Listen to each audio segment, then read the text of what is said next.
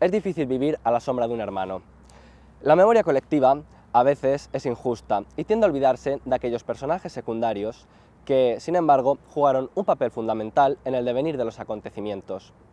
Como suele ocurrir en las mejores familias, a veces el hermano olvidado era mejor que el hermano más popular. Hoy os vamos a contar la historia del SEAT 850, el hermano olvidado del 600, un coche clave para entender la historia de España en los años 60 y 70.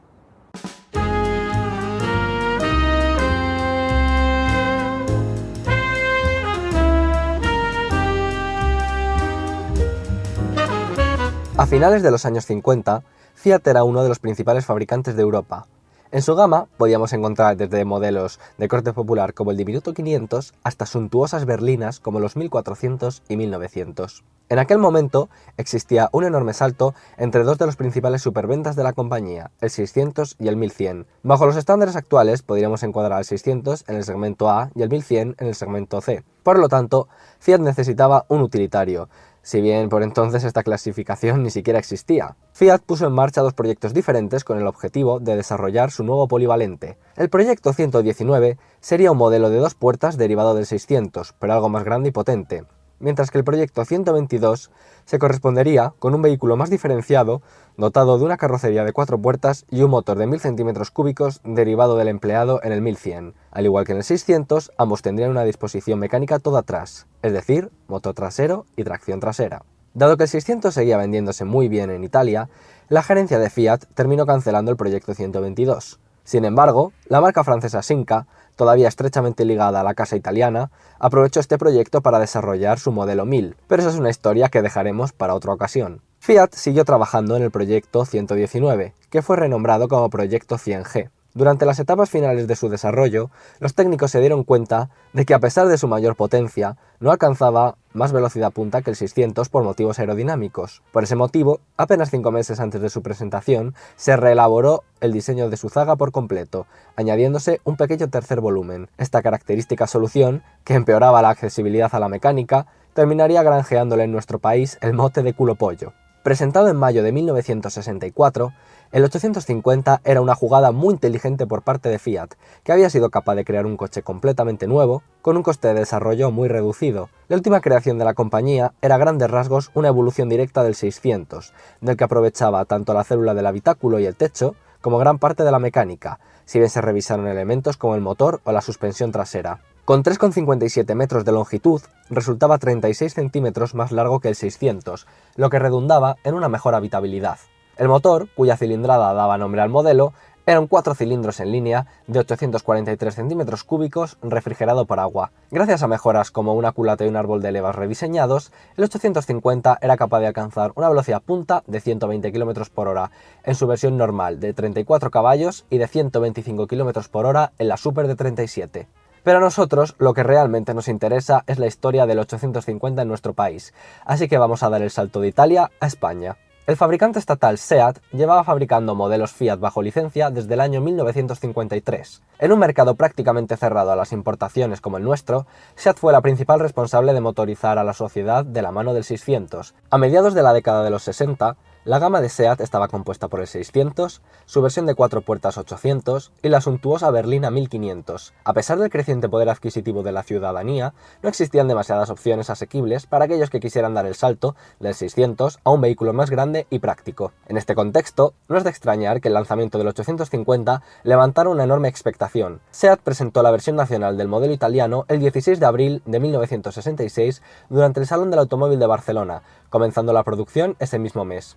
El SEAT 850 normal equivalía al Fiat 850 Super, pues su motor rendía 37 caballos. Su consumo medio era de 7,5 litros a los 100 kilómetros, por lo tanto, era bastante económico. Tras la calurosa acogida inicial, la gama del 8,5, como fue bautizado por los usuarios, fue enriqueciéndose con nuevas variantes. En 1967 se introdujeron dos versiones de 4 puertas sin equivalente en la gama italiana, el corto y el largo. El corto se basaba en el Fiat 850 Luciola del carrocero italiano Lombardi y era fabricado bajo licencia por la empresa Carrocerías Reilly, mientras que el largo era obra del carrocero español Costa, creador del 800. Mientras que el primero mantenía la distancia entre ejes del 2 puertas, el segundo veía su batalla ampliada en 15 centímetros, lo que repercutía en un mejor acceso y una habitabilidad superior. Debido a la baja calidad constructiva del corto y al mejor resultado estético y práctico del largo, el primero solo duró un año en el catálogo, retirándose tras 419 unidades fabricadas, de las cuales actualmente solo sobreviven 3.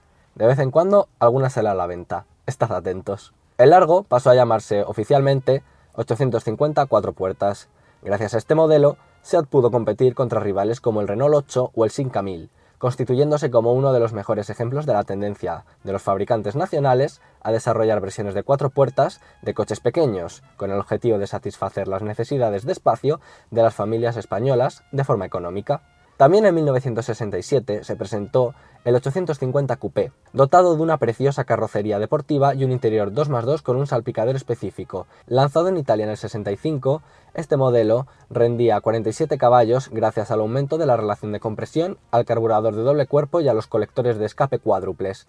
Contaba con frenos de disco en el eje delantero y alcanzaba los 140 km/h. Esta mecánica se utilizó como base para crear en 1968 la versión especial sobre las carrocerías de 2 y 4 puertas. Más allá de los 47 caballos y los frenos de disco, contaba con unas llantas de 13 pulgadas en lugar de las 12 del normal, una bigotera específica, más cromados y el volante del coupé. Llegaba a los 135 km/h. Amadrinado por la ganadora de Eurovisión Maciel, el 850 especial rápidamente se ganó el favor del público gracias a que ofrecía unas prestaciones brillantes a un precio asumible. Su llegada supuso una reestructuración de la gama, pues la versión de 4 puertas dejó de estar disponible en versión normal. En el 69 apareció el descapotable 850 Sport, un biplaza basado en el Fiat 850 Spider de segunda serie. Su bonita carrocería, diseñada por Giugiaro en su etapa en Bertone, se veía complementada por un nuevo motor de 903 cm3 capaz de rendir 52 caballos, lo que le permitía llegar a los 150 km/h. Es interesante señalar que, como Fiat tenía registrada la denominación Spider en España, SEAT no pudo utilizarla en su modelo. En el 70, el coupé fue sustituido por el Sport Coupé, que adoptaba la mecánica del Sport Spider, llegando a los 145 km/h. También recibió algunos cambios estéticos: faros suplementarios en el frente, pilotos dobles enmarcados en una trasera más angulosa y un volante de madera procedente del descapotable. Es interesante señalar que ese mismo año, el 850 4 puertas pasó a fabricarse en Inducar, una cooperativa creada por los trabajadores de Carrocerías Costa. Este cambio vino acompañado en el 71 por la reintroducción de la versión normal en esta carrocería, así como por la aparición de la variante Especial Lujo, exclusiva del 4 puertas. Este modelo se distinguía por una nueva bigotera con fondo negro, un salpicadero similar al del 850 Sport Coupé, con inserciones en símil madera, tapicería mixta paño Sky, tomas de aire en el pilar C, luneta térmica, la sustitución de la dinamo por un alternador y un doble circuito hidráulico de frenos. En el 72, Fiat dejó de fabricar el 850 Berlina en Italia, donde fue sustituido por el modernísimo 127 de tracción delantera, lanzado en el 71. Sin embargo, el modelo español siguió ofreciéndose durante un par de años en la red europea de Fiat. Los modelos de origen hispano se distinguían por la insignia Fiat Construcciones SEAT. El 850 se sometió a un restyling para aguantar sus últimos años de vida, pasando a llamarse 850D. Las carrocerías Sport Coupé y Sport Spider desaparecieron, y los modelos de 2 y 4 puertas adoptaron algunas de las mejoras del especial lujo: asientos de mayor calidad, doble circuito de frenos y tomas de aire en el pilar C. Los normal y especial adoptaron la bigotera de los modelos italianos, mientras que la del especial lujo creció en tamaño hasta ocupar todo el frente de faro a faro. Es interesante señalar que el normal pasó de 37 a 42 caballos. La gama pasó a estar compuesta por los normal de 2 y 4 puertas, especial de 2 y 4 puertas y especial lujo de 4 puertas. Este cambio de denominación acompañó al modelo hasta el cese de su producción en el 74, tras 662.832 unidades fabricadas. Aunque el 850 fue uno de los coches más populares de España entre finales de los 60 y principios de los 70, siendo el modelo más vendido del país durante 5 años, 1967 y del 69 al 72, así como el primero en superar la barrera de las 100.000 unidades producidas en un año, fue rápidamente eclipsado por el 127, que se introdujo en España en 1972. En el momento del cese de la producción había tanto stock que las últimas unidades del 850 se vendieron en 1975.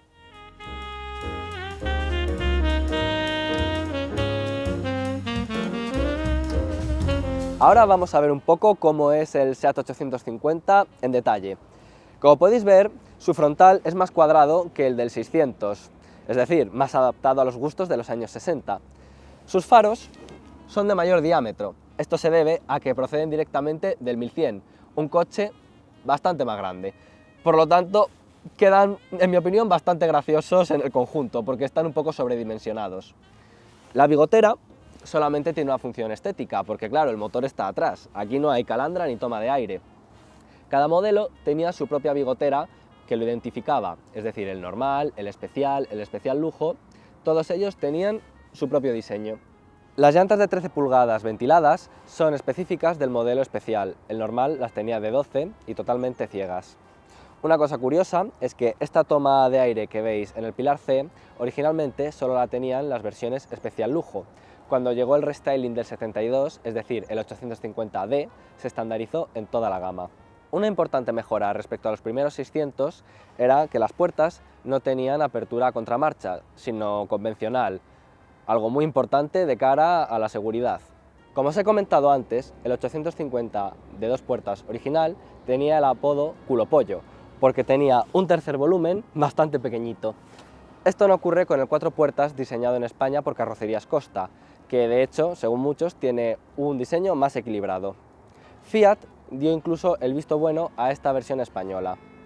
Aunque Costas originalmente iba a alargar el vierteaguas hasta la luna trasera, cuando vio el 124 que salió en 1966, decidió modificarlo, dándole un aire de familia bastante evidente con el Fiat. Una anécdota curiosa del modelo de 4 puertas es que, cuando Carrocerías Costa presentó el primer prototipo a SEAT, los directivos lo rechazaron a favor del corto de Lombardi. Aunque el equipo de Carrocerías Costa advirtió de los problemas de este modelo, un directivo de SEAT les contestó que ¿cómo ustedes creen que pueden realizar un producto mejor que un carrocero italiano? Sin embargo, un concurso realizado por el Ministerio de Defensa a finales de 1966 para buscar un vehículo de representación mediano de 4 puertas terminó dando la razón a Costa. SEAT presentó el Lombardi, cuyo pobre desempeño rápidamente fue reportado a la compañía, advirtiendo de que, si insistían en presentar este coche, la convocatoria la ganaría el Simca 1000. La empresa rápidamente procedió a presentar el prototipo largo de Costa, que ganó la licitación. El acceso a la mecánica en la versión 2 puertas era directamente horrible. En el 4 puertas, sin ser nada del otro mundo, mejora un poco al tener un capó más largo. Los pilotos, redondos, son, como podéis ver, bastante pequeños y luego se reutilizaron en otros modelos como el Lancia 037. El motor, o motorcillo, es un 4 cilindros de 843 centímetros cúbicos. En el caso de las versiones especial, tiene un carburador de doble cuerpo. Si a esto le sumamos otros cambios, como por ejemplo los 4 colectores de escape en vez de uno único, tenemos como resultado una potencia que sube a 47 caballos DIN. Los normal originales rendían 37 caballos, aunque después con el restyling, el D normal, pasaron a tener 42. Las versiones Sport Spider y Sport Coupé, por su parte, tenían el mítico 903, que subía a 52 caballos. Un problema que tienen estos coches es que, como tienen el motor colgado del eje trasero, un mal mantenimiento puede hacer que se sobrecalienten, sobre todo en verano. Eso es algo que hay que revisar bastante, que esté limpio el radiador, que no pierda, etc. Otro problema que tiene, derivado de lo mucho que se calienta, es que la bomba de gasolina está justo debajo de los colectores. Entonces, como esté en mal estado, el coche va a empezar a fallar de forma bastante estrepitosa.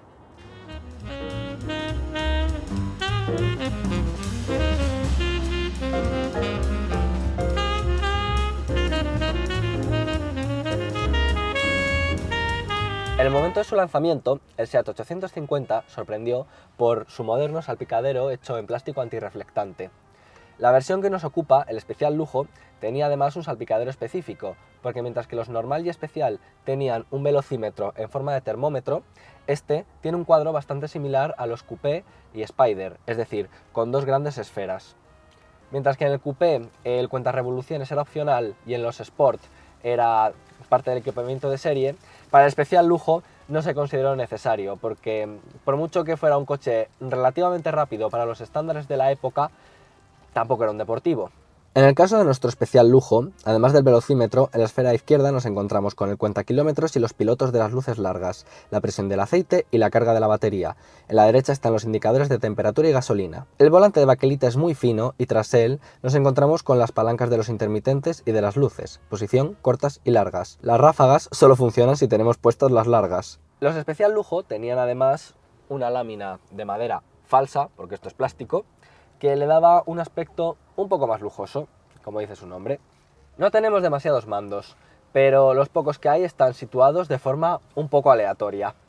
A la derecha del volante hay 3 comandos, uno para encender las luces, otro para encender la instrumentación, que va separada de las luces por algún motivo, y el tercero son los limpiaparabrisas. Si queréis, os los enseño. Son muy lentos.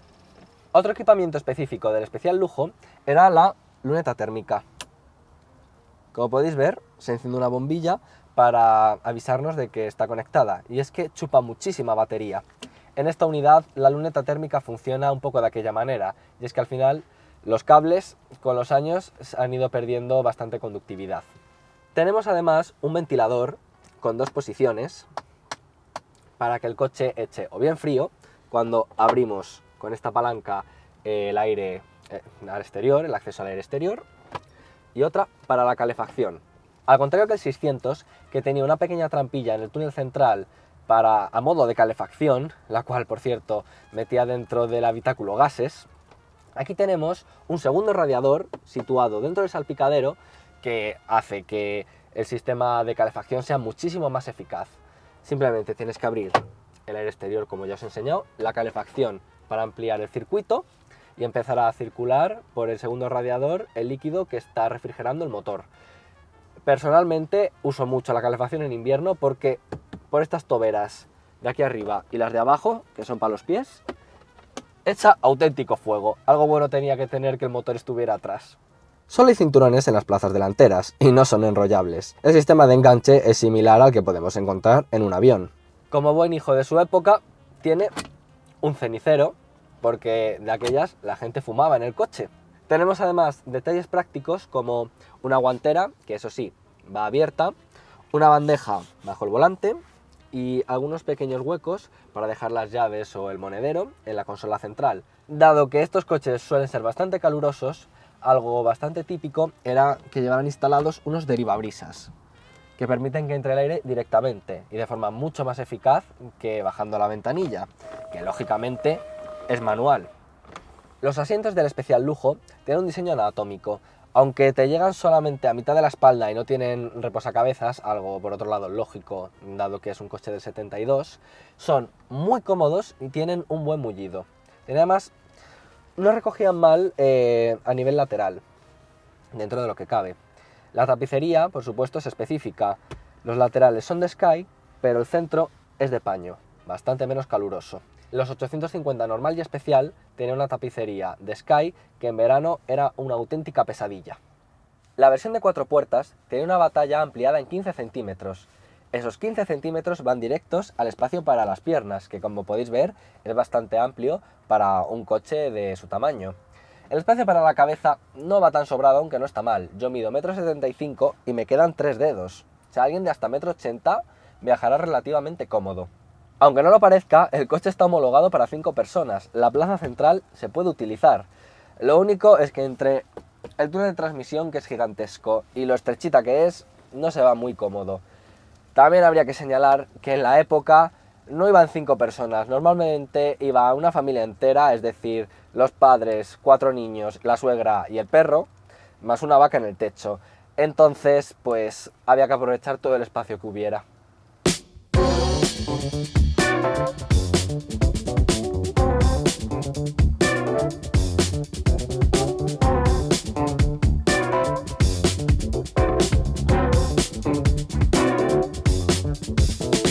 El coche tiene muchísimo reprise, algo que se debe en parte a la caja de cambios, que es una delicia y tiene las marchas muy cortitas y muy precisas. Puede salir, si te lo planteas, el primero de todos los semáforos, algo muy curioso en un coche de esta edad. La verdad es que no es de extrañar que en su época el 850 especial fuera considerado una especie de mini berlina deportiva. Por contra, Las suspensiones, pues bueno, son un poco bastante secas e incómodas. En un firme normal, la verdad es que el coche no va mal, pero en cuanto tienes que pasar un badén, tus riñones lo notan para mal. Dado que es muy duro de suspensión, apenas balancea. Esta configuración lo que persigue realmente es paliar un poco la distribución de pesos del coche, que es mala no, peor. Pero bueno, lo cierto es que esta versión de batalla larga y con el chasis del especial es bastante noblota en realidad. Con neumáticos modernos es difícil que el coche pierda el culo en este caso, que a mí sí que me ha dado algún susto en lluvia, eso os lo debo decir. La dirección, lógicamente, no es asistida, pero tampoco importa mucho, porque entre que estamos en un coche ligero y que además todo el peso del motor está atrás, pues incluso cuando toca maniobrar en parado no se hace muy dura. Debido a que no es una dirección de cremallera, pues no destaca por su precisión, de hecho tiene bastante holgura. Como os he comentado antes, el sistema de frenado es mixto, tiene discos delante y tambores detrás. En su momento, la prensa del motor alabó bastante el rendimiento de los frenos del coche, y no son malos para nada. Lo único, acostumbrados a coches modernos, pues a ver, no tiene servo, así que tienes que pisarle con decisión. Además hay que tener cuidado de no bloquear. En mi unidad, no sé si porque los tambores están más nuevos que los discos, lo he bloqueado un par de veces en mi vida y siempre de atrás. Es curioso, se va un poquito el culo cuando bloqueas. Ahora os voy a hablar un poco de cómo es viajar con un coche de estos. Bueno, aunque puede ir por autovía, lógicamente, a un crucero constante de 100 km por hora va cómodo, te pide secundaria en realidad, ir a 90, 100... Ahí es donde más cómodo se encuentra. El consumo en mi unidad es muy bajo. En un reciente viaje que le hice, pues Madrid-Valencia-Madrid, me hizo a una media de 90 km por hora 6 litros a los 100, muy bajo. Esto se debe a que hoy en día las gasolinas tienen muchísima más calidad que las de hace 50 años. Comentar, por cierto, que este coche iba con Super 97, así que yo le he hecho 98. Y aditivo de plomo. Importante eso también. Antes de terminar, me gustaría comentaros una cosa, y es que por mucho que los anuncios de época dijeran que puedes cargarlo hasta los topes y ponerlo a 140 km por hora para ver por qué lo llaman especial, no. Este coche no coge los 140 y si los cogiera, daría muchísimo miedo.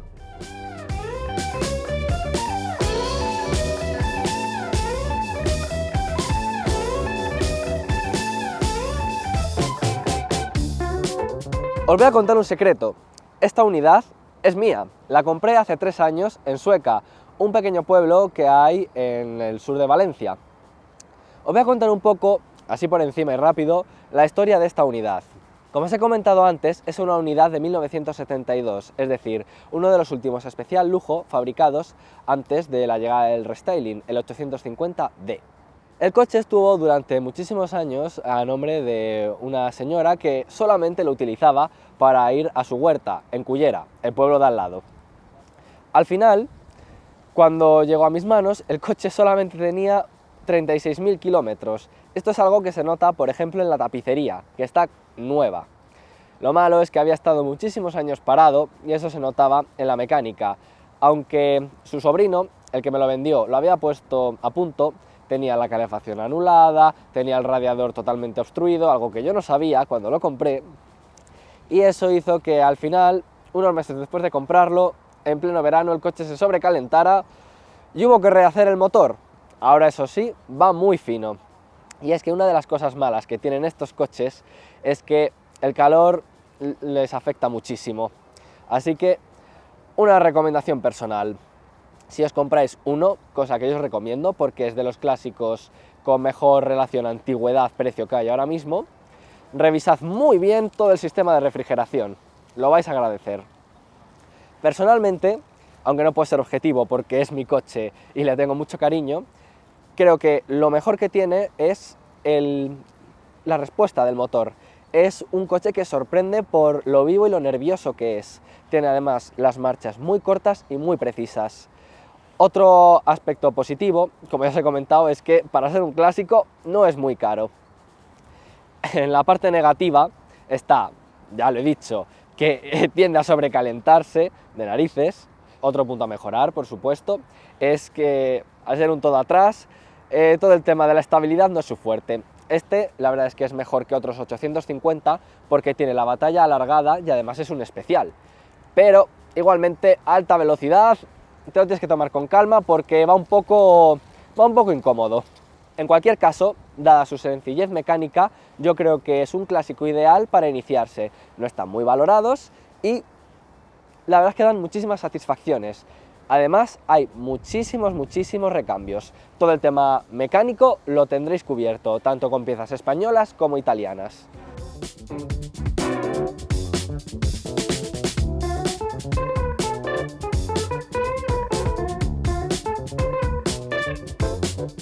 Si tuviéramos que clasificar el SEAT 850 en una categoría actual, lo haríamos en el segmento B, los utilitarios.